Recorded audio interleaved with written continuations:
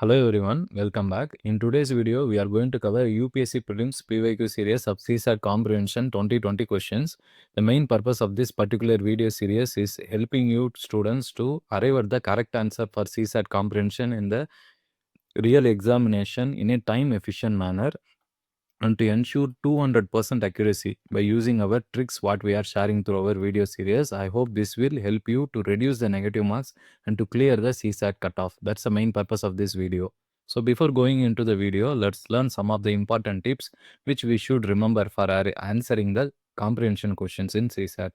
Extreme statements in answer options like all, every, always, none, only, solely, so that will be mostly incorrect only. So we need to double times read that wherever that extreme statements are used in the options, and we need to verify it and arrive at the answer.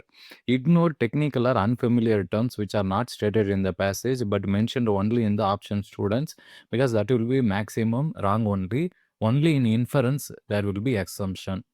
And whenever they use keywords like but, however, except, although, after that, whatever is mentioned in the passage, kindly underline it. That is where the author is trying to convey an important message in the passage. The central idea or crux of the passage usually it will be conveying a broader theme and it will not be narrow-minded or minorly detailed. Assumption is something which will not be directly stated in the passage, and most of the times it will not be in negative tone. That is 99%. It won't be negatively worded. Only 1% exception, which we have discussed already. I hope you know how to solve that. And critically inference message means the particular options will be in slightly negative tone. Most critical means even strongly negative worded option you should choose. If the examiner or question itself is asking implied, inferred, conclusion, can be deduced means, kindly give stress to the first few lines, 2 lines, and the last 2 to 3 lines in the passage. That's what the answer for the passage would be lying. What sums up the passage means also conclusion only. So kindly give stress to the last few lines in the passage. Let's go into the CSAT comprehension questions of 2020. First question, what is the most logical and crucial message conveyed by the passage? So let's go into the thumb rule. First few lines and last few lines to understand what is the crux of the passage. Our urban bodies cannot possibly ensure sustainable delivery of water in our cities unless financing mechanism is put in place. So they are talking about water supply and financial mechanism. And if our cities were rich enough to meet the entire cost, water could be delivered free. They are not. So you need to talk. They are talking about financial mechanism, cost, and then water supply. These are the keywords. So let's look at further options, which is matching nearly.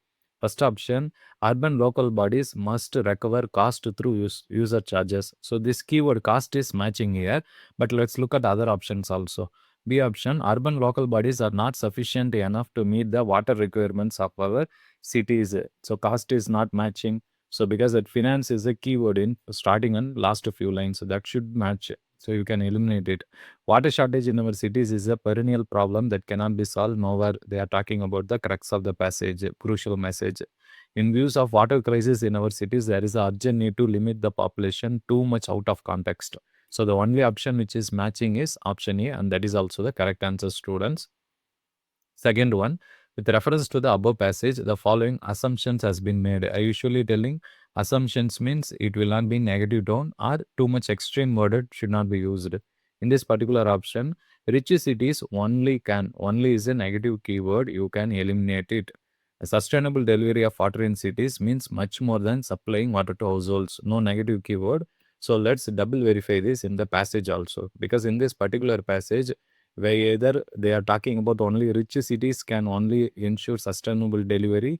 If you look at it, if our cities were richer, meet the entire cost, water could be delivered free. See, basic thing is only rich cities can ensure means other cities are not providing any water supply. And not only that, in this particularly a passage also nowhere it's matching. And as usual, by using negative keyword strategy, eliminate the first one and only the second one is neutrally worded. And here they are talking sustainable delivery means much more than supplying water. Why much more than supplying water? Because financing is also important. That's what they are talking about in the first few lines. So you can choose the second statement to be correct, first one to be wrong. So the correct answer is option B. I hope you can answer this easily. Our normal strategy only, it should not be negatively worded or extremely worded. Next passage, students, they are asking again assumption only.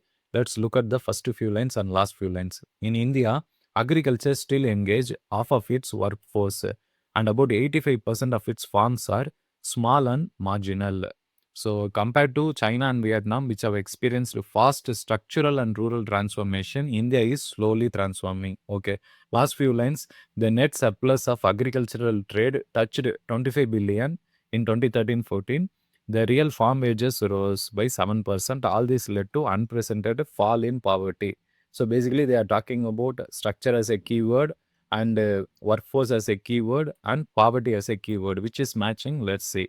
Structural and rural transformation is impossible. Impossible is extremely keyword, extreme keyword. And farms are mainly small and marginal. See, logically, if you think also, you can eliminate this option, students. And impossible is also extremely keyword, negative keyword, which is used here.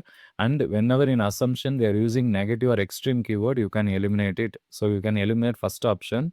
Let's go to the second one. A good price incentive can is a positive keyword. So maximum chance it would be correct. India needs to build value chains for high value agricultural products like livestock and horticulture. Neutral worded statement might be correct. Higher global prices of agricultural commodities are essential for India's poverty reduction. Again, extreme keyword. This cannot be the logic, so you can eliminate it. So you can directly eliminate 2 and 4 and 1 and 4, and you can only pick 2 and 3 to be correct, which is matching only option C, students. So the correct answer will be option C. So we have used our logic only to arrive at the correct answer here. In this particular passage, they are talking about the critical message conveyed in the passage. So let's read it. India should create large scale off-farm rural employment to reduce poverty. Poverty is matching, but off-farm rural employment is not the solution because they are telling the workforce is moving away.